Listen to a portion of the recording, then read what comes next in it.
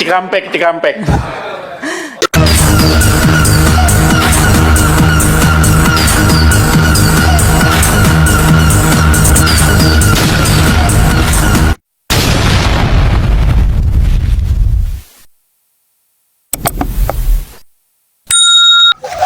Assalamualaikum warahmatullahi wabarakatuh, bro guys. Ya, apa kabar kalian semua? Semoga kalian baik-baik saja dan sehat-sehat saja. Dan Tuhan Yang Maha Esa selalu melindungi kalian dan memberikan kemudahan-kemudahan dalam kehidupan kita sehari-hari. Amin, amin ya rabbal alamin. Oke bro guys, dalam video ini Ane ingin menyampaikan sebuah informasi yang berasal dari sebuah artikel ya. Dan artikel ini bersumber dari Detik Finance ya. Artikel ini baru diterbitkan pada hari Kamis tanggal 6 Maret 2025 jam 6:15 WIB. Ya, dan kalian bisa lihat di sebelah kiri saya tentang artikel ini yang di screen recorder ya. Ini artikel ini menuliskan tentang pertemuan aplikator dan DPR ya. Oke, ini langsung bacain aja ya artikel ini ya. Judulnya adalah permintaan 3 aplikator di DPR. Isinya tuh tentang pengaturan tarif dan pengusulan ojol jadi transportasi penumpang. Ya, kita langsung ke isinya aja ya. Jakarta, sejumlah perusahaan aplikator ojek online atau ojol menghadiri rapat dengar pendapat umum atau RDPU bersama Komisi 5 DPR RI. Rapat ini membahas revisi Undang-Undang tentang perubahan Undang-Undang Nomor 2 Tahun 2009 tentang Lalu Lintas dan Angkutan Jalan atau LLAJ. Rapat tersebut dihadiri oleh PT Goto, Gojek, Tokopedia Tbk, PT Grab Teknologi Indonesia, dan PT Teknologi Perdana Indonesia atau Maxim Indonesia. Rapat ini membahas beberapa isu yang melingkupi ojol, mulai dari status sebagai mitra hingga tarif. Ketua Komisi 5 DPR RI Lasarus mengatakan, saat ini beberapa hal menyangkut angkutan online dibahas dalam aturan di level peraturan menteri atau permen. Menurutnya, dasar hukum tersebut tidak cukup kuat untuk menyelesaikan permasalahan yang lebih serius di kemudian hari sehingga revisi Undang-Undang LLAJ ini didorong. Angkutan online ini belum punya pijakan hukum setaraf undang-undang. Sehingga seiring waktu berjalan, kita merasakan ada begitu banyak persoalan-persoalan yang akhirnya kita mencari kesana kemari pijakan hukum yang kuat bagi semua pihak. Tentu tidak bisa kita temukan kalau undang-undangnya tidak kita siapkan, kata Lazarus saat membuka rapat di gedung DPR RI Jakarta Pusat hari Rabu tanggal 5 bulan 3 tahun 2025. Nah, poin yang dibahas pertama yaitu minta atur status mitra hingga tarif ojol. Dalam kesempatan itu, Head of Legal Maxim Indonesia, Dwi Putratama, menyoroti status hukum mitra pengemudi atau driver ojol sebagai tantangan utama dalam industri transportasi online. Dalam hal ini, hubungan antara pengemudi dan perusahaan aplikasi tidak dikategorikan sebagai hubungan kerja konvensional, melainkan kemitraan. Status hubungan kemitraan tersebut perlu dan sudah semestinya dimasukkan dan ditegaskan dalam rancangan Undang-Undang Lalu Lintas dan Angkutan Jalan, kata Dwi. Dwi mengatakan, sebelum status kemitraan pengemudi ojol ditegaskan dalam sejumlah regulasi, antara lain Peraturan Menteri Perhubungan Nomor PM 118 Tahun 2018 tentang penyelenggaraan angkutan sewa khusus, dan Peraturan Menteri Perhubungan Nomor 12 Tahun 2019 tentang perlindungan keselamatan penggunaan sepeda motor yang digunakan untuk kepentingan masyarakat. Hubungan kemitraan ini dasarnya adalah perikatan perdata. Jadi memang berbeda dengan definisi pekerja sebagaimana diatur dalam Undang-Undang 13 tahun 2003. Oleh karenanya, Maxim mendorong agar regulasi di kemudian hari dapat lebih jelas dan inklusif diterapkan untuk memberikan kepastian hukum bagi semua pihak, ujar Dwi. Di samping itu, Maxim juga mengusulkan penyeragaman tarif roda 4 angkutan sewa khusus atau ASK. Menurutnya, saat ini ketidakseragaman regulasi tarif untuk layanan kendaraan roda 4 atau angkutan sewa khusus di berbagai daerah menimbulkan ketidakpastian bagi mitra pengemudi dan aplikator. Oleh karena itu, Maxim mengusulkan adanya sentralisasi regulasi tarif layanan roda 4, di mana biaya operasional kendaraan dan tarif dalam pembagian zonasi ditetapkan oleh pemerintah pusat untuk mencegah disparitas antar daerah. Karena sering terjadi proses penentuan tarif ini dipengaruhi oleh hal-hal yang sifatnya non-teknis. Seperti tahun lalu, dalam kondisi-kondisi yang mungkin panas di Indonesia itu memang terjadi gejolak, dan itu digunakan oleh massa atau kelompok yang memang menggunakan kesempatan tersebut untuk menuntut tarif yang kadang-kadang tidak masuk akal, telanggui. Nah, lalu poin nomor 2 yang ditulis dalam artikel ini, ojol jadi transportasi penumpang. Sementara itu, Presiden Gojek, Catherine Hindra Sutjahyo, meminta agar DPR mengizinkan kendaraan roda 2 seperti ojek online sebagai transportasi penumpang. Namun catatan harus ada standarisasi khusus yang ditetapkan sebagai patokan.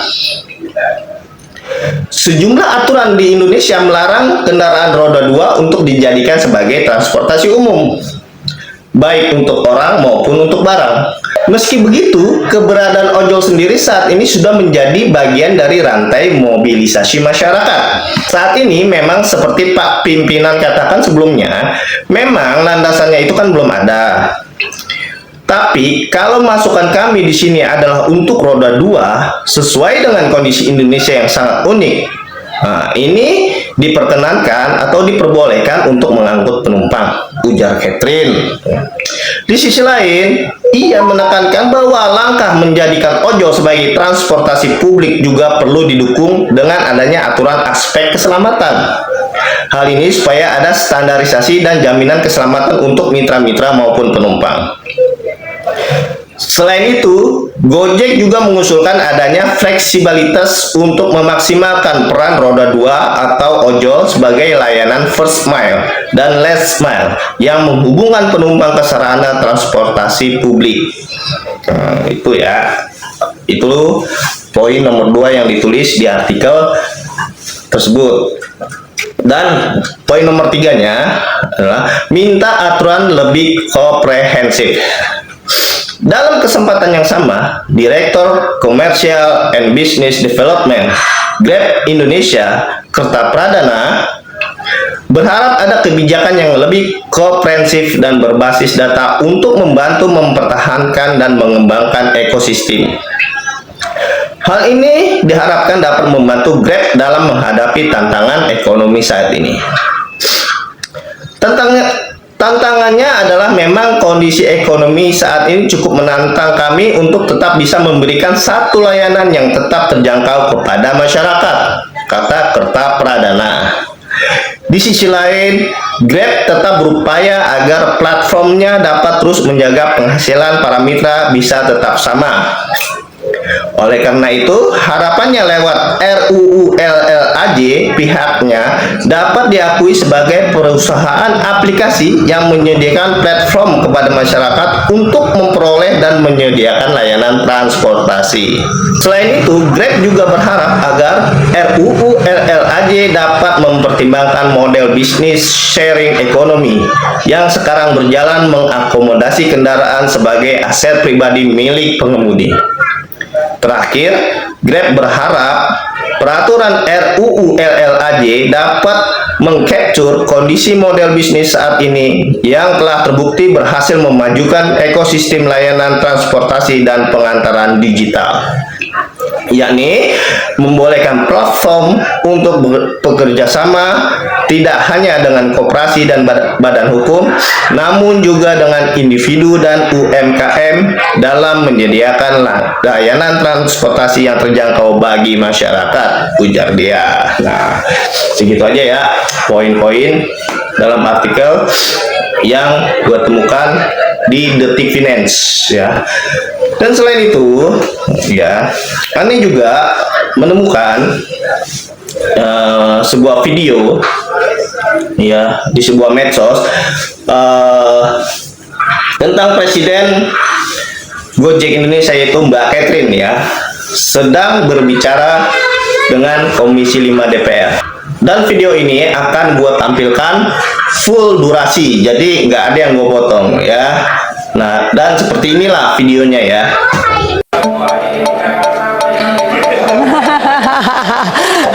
Cikampek, Cikampek. Ya, terima kasih atas dukungannya juga dari karena memang ini ekosistem yang kita bangun adalah ekosistem untuk melayani semakin banyak masyarakat Indonesia. Pelatihan keselamatan juga. Terus melanjutkan kembali, selain daripada fitur keselamatan, kita juga banyak sekali mengembangkan untuk kesejahteraan mitra.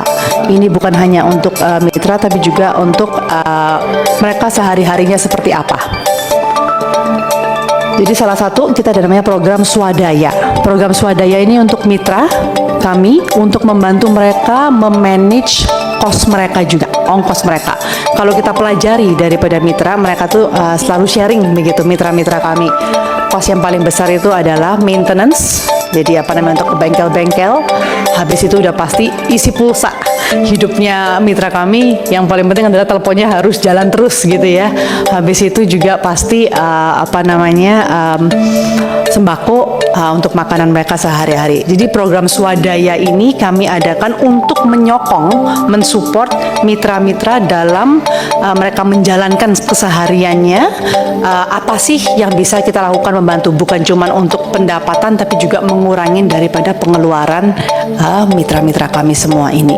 Termasuk mendukung mereka untuk naik kelas dengan membantu perencanaan keuangan, literasi, financial literacy gitu ya. Kita juga memberikan akses untuk misalnya KPR, tabungan, membantu tabungan. Ini kita bisa mengconnect. Kembali lagi kita di sini fungsinya adalah connecting menjadi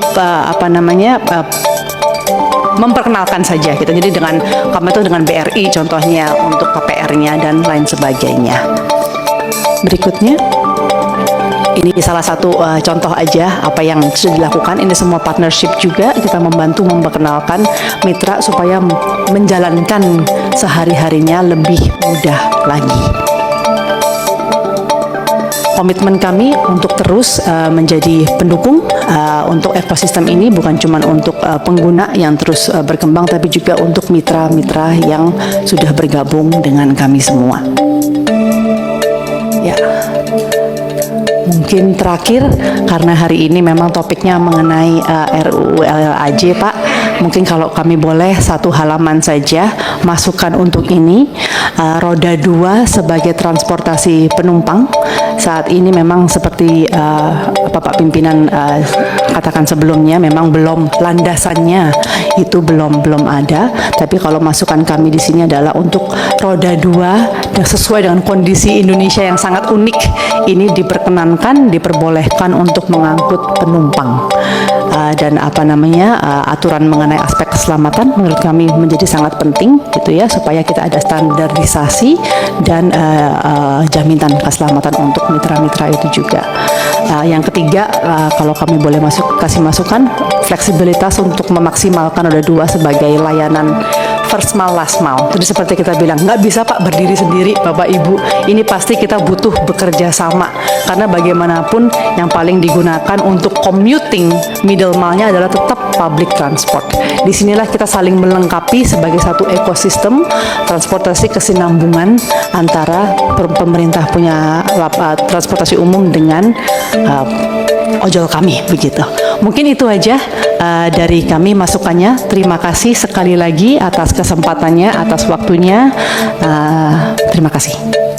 Baik. Nah, itulah informasi yang gua dapat hari ini, bro guys. Ya, bagaimana pendapat kalian tentang informasi yang gua sampaikan ini? Itu kan